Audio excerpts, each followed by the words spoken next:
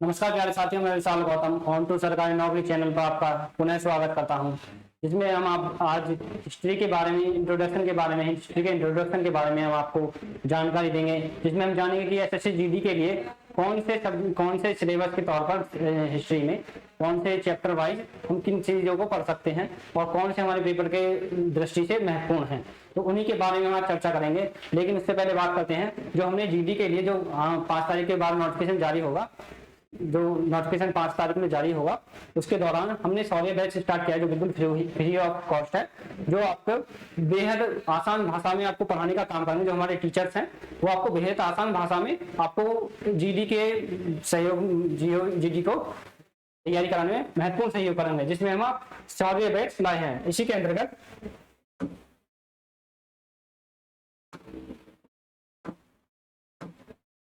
अंतर्गत मैं आपको हिस्ट्री पढ़ाऊंगा, जिसमें हम आज जानेंगे उसमें क्या क्या पढ़ना है और क्या क्या नहीं पढ़ना है, जो एसएससी जीडी के दृष्टि से बेहद महत्वपूर्ण है, और कौन कौन से ऐसे तथ्य हैं या ऐसे कौन से क्वेश्चन हैं जो बनेंगे। उसी के तौर पर हम हर क्लास के बाद जो क्लास पूरी हो जाएंगी तो उनके रिवीजन के तौर पर हम माइंड मैप द्वारा उन क्लासों का रिवीजन करने का काम करेंगे। उसी के अंतर्गत हम जानेंगे कि कौन कौन से चैप्टर हमें पढ़ने चाहिए और कौन कौन से नहीं।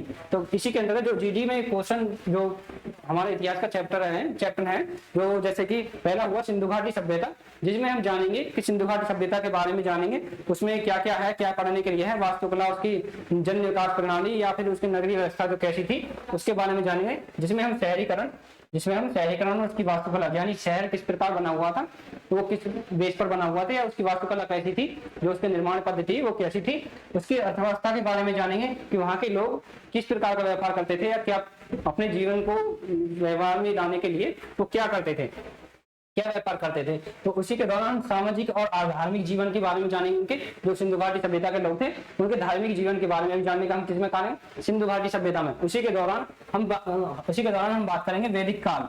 जो सिंधु घाटी सभ्यता है उसके उपरांत जो काल आएगा वो कौन सा है, वैदिक काल, जिसमें हम ऋग्वैदिक काल, उत्तर वैदिक काल पढ़ने का काम करेंगे। जिसमें हम जानेंगे वेदों का अध्ययन, जो इसी काल के अंतर्गत हुआ है, वेदों का अध्ययन, आर्यों का आगमन और विस्तार, यानी जो आर्य आए हैं जिन्हें कहा जाता है कि वो मध्य एशिया से आए हैं। बहुत से विद्वानों का कहना है कि वो अलग अलग प्रांतों से, अलग अलग जगह से आए हैं, जिनमें से आर्यों का आगमन, यानी भारत में जब आर्य आए हैं उनके बारे में जानना, और उन्होंने किस प्रकार अपना विस्तार करा है, यानी भारत में अपना विस्तार जो करा है उसके बारे में। राजनीतिक और सामाजिक संरचना, जो आर्यों की राजनीतिक और सामाजिक संरचना है, किस प्रकार उन्होंने जो राजनीतिक और सामाजिक संरचना बनाई है उसके बारे में जानने का काम करेंगे हम वैदिक काल के दौरान।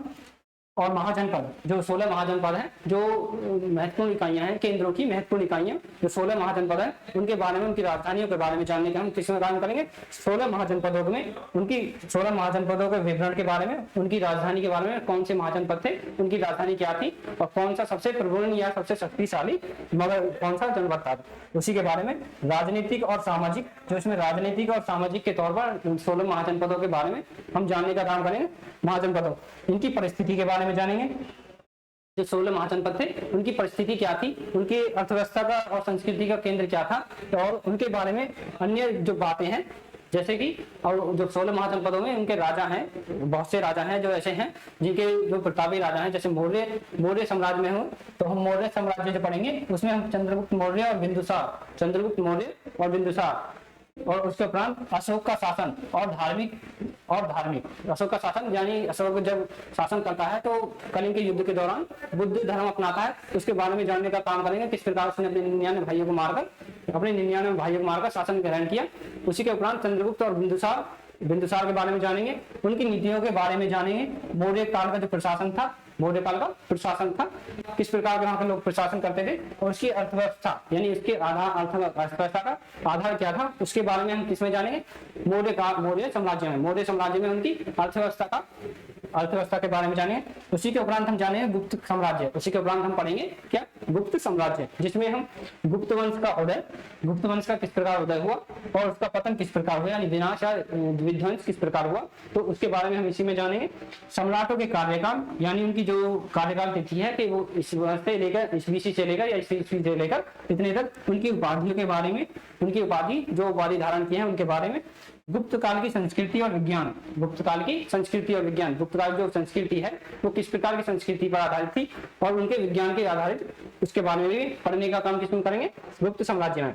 उसी के उपरांत हम पढ़ेंगे मध्यकालीन भारत, मध्यकालीन भारत जिसमें हम दिल्ली सल्तनत के बारे में, गुलाम वंश या खिलजी वंश या तुगलक वंश जो भी आएंगे उन सारों को पढ़ने का काम हम किसमें करेंगे, मध्यकालीन भारत में, जिसमें हम दिल्ली सल्तनत में पढ़ेंगे गुलाम वंश, खिलजी वंश, तुगलक वंश और सैयद वंश और लोधी वंश और मुगल वंश।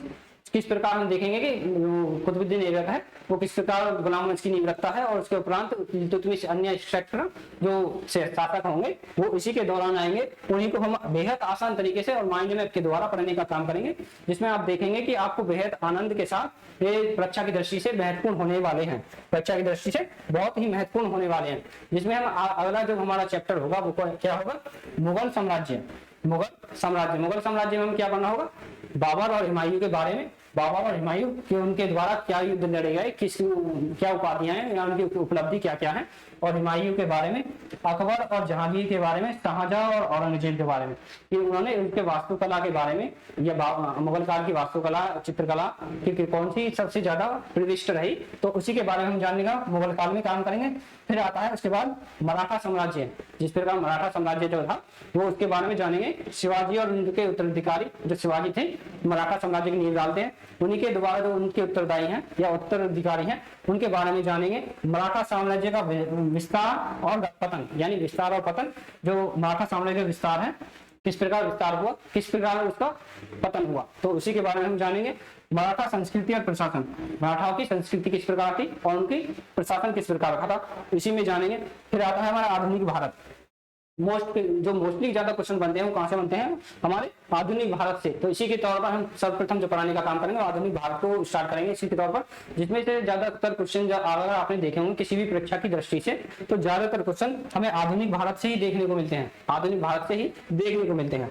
इसी के दौरान हम पढ़ने का काम करेंगे ब्रिटिश ईस्ट इंडिया कंपनी, उसकी स्थापना किस प्रकार हुई, वो भारत में किस प्रकार अपने पैर पसारते हैं, तो उसी के बारे में हम जानने का। जो भारत में कंपनी को स्थापना है, उनके कंपनी का विस्तार प्रशासन है, किस प्रकार वो भारत में एंट्री करते हैं, किस प्रकार वो एक दूत के द्वारा पहले आकलन करते हैं, वो किस प्रकार का है, तो उसी के बारे में जो महत्वपूर्ण जानकारियां हैं हम उनको आनंदित पूर्व से करने का काम करेंगे। इसमें सिपाही विद्रोह, जो सिपाही विद्रोह है उसके परिणाम, जो हमें परिणाम मिले हैं, जो 1857 की क्रांति है उसमें सिपाही विद्रोह जो था, तो उसी के बारे में हम पढ़ने का काम किसमें करेंगे, इसी में आधुनिक भारत में।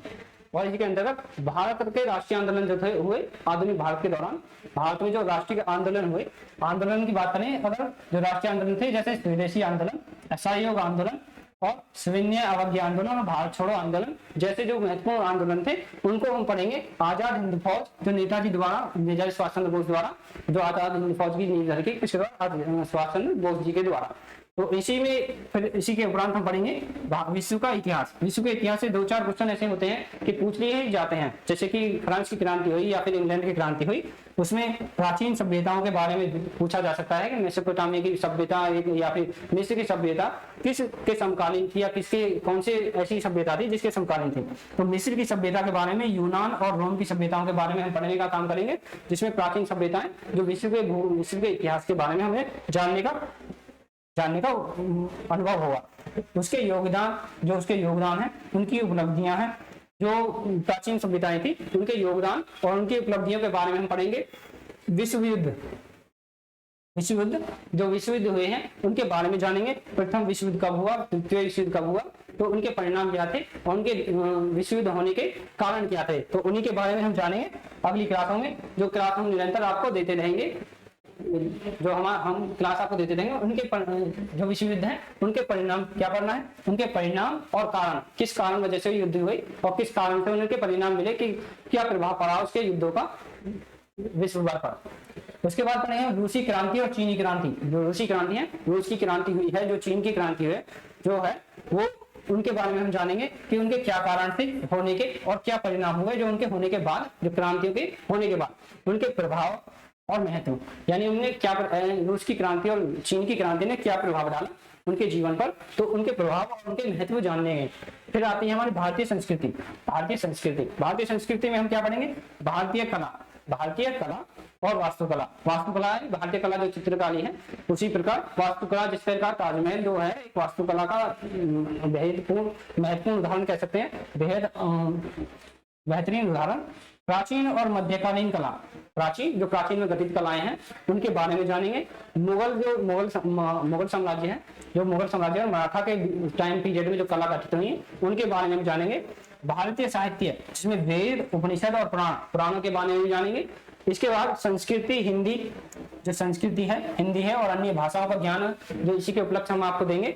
इसके बाद है साहित्य, तो साहित्य में भारत के संगीत और नृत्य, भारत में जो संगीत नृत्य हुए हैं, जैसे कि जिस प्रकार वास्तुकला का निर्माण हुआ उसी प्रकार वास्तुकला के अंतर्गत भारतीय संगीत और नृत्य की अवगत जो शास्त्रीय नृत्य है और संगीत जो है उनके बारे में हम पढ़ने का काम करेंगे। इसी के उपरांत आगे देखिए जो लोक संगीत और नृत्य हैं उनके बारे में भी इसी के अंतर्गत जानेंगे कि उनकी उत्पत्ति किस प्रकार हुई और किस प्रकार उन्हें वास्तविक जीवन में अपनाया गया। भारतीय भूगोल, इसका चैप्टर जो भूगोल ज्योग्राफी होगा उसी को पढ़ाने का भी मेरे द्वारा ही आपको समागम होगा। इसी के द्वारा हम क्या पढ़ेंगे, भारत में भौतिक भूगोल, भारत का भौतिक भूगोल, जिसमें हम पढ़ेंगे नदी पर्वत और मैदान पढ़ने का इसमें काम करेंगे, जिसमें भारत की जलवायु और वनस्पति के बारे में जानेंगे। भारत की जलवायु प्रणाली कैसी है उसके बारे में जानेंगे। मानसून और उसके प्रभाव, जो मानसून है उसके प्रभाव यानी मानसून के प्रभाव क्या क्या होते हैं उनके बारे में। जलवायु के प्रकार कितने होते हैं और उनके विवरण, जलवायु के प्रकार कितने होते हैं उनके विवरण के बारे में भी हम इसी के अंतर्गत जानेंगे। भारत की मिट्टी और वनस्पति, भारत की जो मिट्टी है, जो भारत की मिट्टी है वो कितने प्रकार की होती है, किस प्रकार की होती है, तो हम इसी में जानेंगे कि वनस्पति भारत में किस प्रकार की है, वनों के बारे में उन्हें इसी के अंतर्गत जानने का काम करेंगे। मिट्टी के प्रकार और उनके विवरण इसी में हम जानेंगे। मिट्टी के प्रकार और विवरण जो हमारा सिलेबस होगा इसी के अंतर्गत निर्भर होगा कि हमें जो पढ़ना है सटीक तरीका से पढ़ें और स्मार्टली पढ़ें।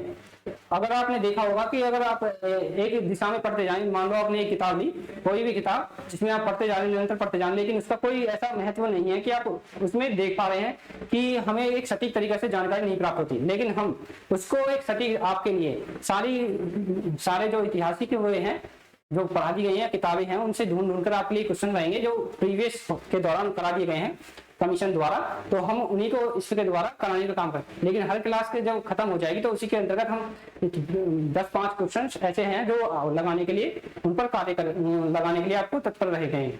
तो इसी के दौरान आज का जो सब्जेक्ट है, जो इसमें सिलेबस है वो इतने ही है। आप धन्यवाद, आगे मिलते हैं क्लासों में। धन्यवाद।